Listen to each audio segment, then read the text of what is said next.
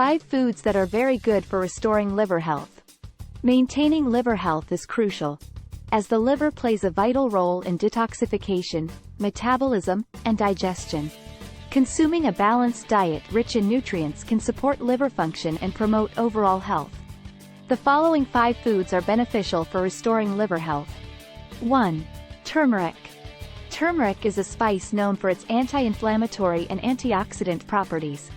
Curcumin, the active compound in turmeric, has been shown to protect the liver from damage, reduce inflammation, and support the liver's detoxification process. 2. Olive oil.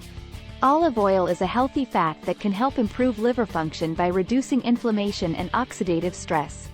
Incorporating olive oil into your diet can also help regulate blood sugar levels and improve overall cardiovascular health. 3. Beets.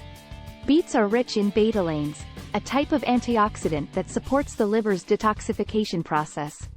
They also contain fiber, which helps maintain healthy digestion and promotes the elimination of toxins. 4. Leafy green vegetables.